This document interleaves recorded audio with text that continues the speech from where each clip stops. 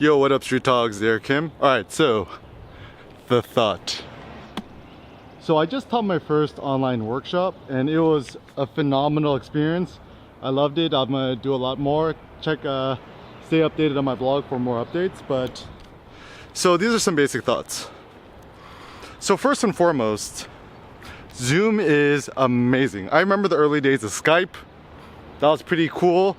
But dude, Zoom is done taking it to the next level. You could you could record the session, export it. You could switch between your iPad, your iPhone, your desktop. You could incorporate chat functions, thumbs up, shared screen. Like, dude, it's so seamless and it's so fluid and it all just works. It is pretty phenomenal. Like, people's complaining about Zoom. I'm like, yo, Zoom is the shit. Zoom is the best ever internet thing. And and like, I'm still pretty young. I'm only 32. I was born in 1988. And dude, I still remember with AOL 3.0 and 56K modems, and you got all these kids complaining about, oh boo-hoo, life is so tough. But I'm like, yo, y'all have to toughen up, be more grateful, because dude, the technology that we have now is amazing. I can only imagine, dude, imagine if fucking COVID-19 happened in 1995, the whole economy would have probably collapsed. But fortunately, because we have a digital economy, it looks like life goes on. But anyways, so what the great thing with online workshops, I did it from, it looked like a good time was 12 to 2 p.m. Eastern time. So you're able to kind of hit up the London European folks, the Germans, the Swiss. You're able to hit up the West Coast, California. And I did it from 12 to 2, so 12 to 1, then 5-minute bathroom break, then 1 to 2. And it seemed like the good optimal amount. And the cool thing with doing online workshops and online workshops via Zoom is that obviously you can't beat face-to-face interaction, but it gets pretty good. Like I would say when you did an online Zoom workshop, I got about 90% the thrill of human interaction via Zoom than I do with real life human beings. And so I'm just like, yo, why am I even doing real life workshops in the first place? Shouldn't I just do everything Zoom? So that's kind of an interesting notion. Also, notions of scalability, cost, efficiency is far better because you don't have to book a place, you don't have to worry about travel accommodations and stuff like that. And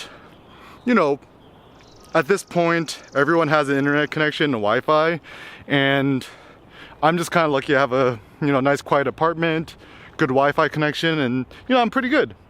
And the thing that's really exciting for me is this future of live streaming or live workshops, online workshops. I think this is really where the money is to be made, because I don't know about you, but I don't like to pay for digital content typically, but I'm more than happy to spend money on a live consultant workshop and stuff like that. And so maybe the future is going to be some sort of these digital experiences. So for example, I'm a big Kanye fan. I still buy his music because it's a sign of, a sign that I actually really like it. But, I would prefer not to pay for it. But what I end up doing actually is, if I could have, 10 minutes to talk with Kanye, that'd be super duper dope, right? That'd be super duper dope, because it would kind of give me the opportunity to, I don't know, I think people like to pay money for real life live stuff. So even with,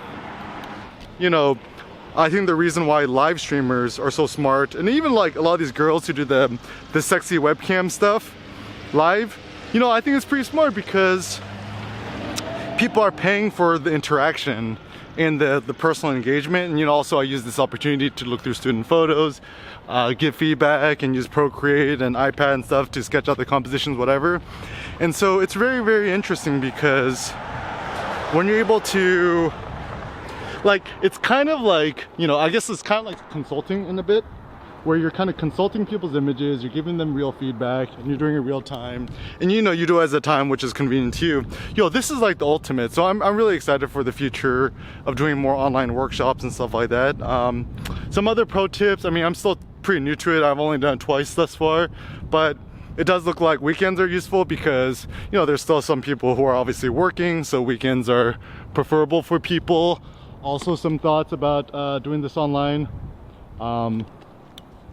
Like, try to do a multi-sensory engagement with your students, which means like ask, you know, engaging questions, ask people for their thoughts. Don't just be lecturing the whole time, that's kind of boring. Bring in the visual, bring in the audio. So essentially you're trying to give them the full stack experience. You know, like even one thing that we did in the workshop, which was super cool, was I was like, yo, just take out a piece of paper, sketch out this composition of this Renaissance Botticelli painting, and so the students actually kind of come away with something tangible. And so yeah, I feel like, yeah, we're really going to be on a new level when it comes to all this digital pedagogy and online learning kind of stuffs, and it's really yeah, really quite exciting for me. And I'm just super hyped and juiced because even when you think about online pedagogy, I would say online pedagogy is better for learning composition and content related stuff. And maybe the point of an in-person workshop is actually the point of an in-person workshop is just kind of giving you the opportunity to maybe being in a foreign place. So maybe in the future, I'm just gonna start doing like these workshop travel experiences to like Cuba, for example. Like that's something you can't do over the internet. And so really like asking ourselves, what really truly does need to be done in person versus what must not necessary to do on the internet or in person. So for example, I'm sorry, but you cannot have babies over the internet yet. So if your desire to is birth a child, sorry, you're gonna have to have sex in real life and ejaculate into the ovaries. If you want to have a child, that's something that must be done in person. But I don't know, like technology, education, information, this can all be done digitally. So I'm starting to wonder, it's like, yeah, why do we even do this online in the first place? Yo, this is so amazing. And even with like, you know, arts curation, stuff like that, none of this stuff really needs to be done in person. I mean, it's kind of nice, but it's not absolutely necessary. So yeah, maybe the question is, think to yourself like, what is and what isn't absolutely necessary, and only do what's absolutely necessary. And this could be just kind of a fun way for us to reimagine the way that the world could be run. And yeah, so I think right now, some other thoughts. This is my personal thoughts. Reality is far more interesting when you barbell it between super virtual reality, which is anything on the computer, and just going out for really long, nice, natural walks. So maybe it's a good thing to spend a lot of time in front of the screen, but also spend a lot of time like fucking looking at trees and shit. So let's say you look at a computer 8 hours a day, look at trees for 8 hours a day. It's kind of one of these silly things where it's more like, okay, I'm gonna work 12 hours a day and do 30 minutes of a quick brisk exercise hit routine outside to fulfill my minimal physiological things to maximize my productivity. But I'm like, yo, that's a sucker's game. That's stupid. Like, maybe the better strategy is for us to maximize. I mean, okay, in an optimal world, we'd be out walking 12 hours a day and working on a computer 1 hour a day. That's actually technically more optimal. But I don't know, maybe I encourage the barbell is, I mean, this is gonna be a new experiment I'm gonna try too, is that for every hour I spend on a computer or looking at a screen or working, whatever, maybe I'll try to, you know, conversely, also spend an hour walking, seeing the real world and stuff like that. So maybe that could be a better path to, you know, happiness or artistic creativity, you know, whatever you want to call it. So I don't know, I'm just really happy now. How's it going? Staying alive? So far, so good. Oh yeah. So yeah, see, oh, that's cool. Yeah.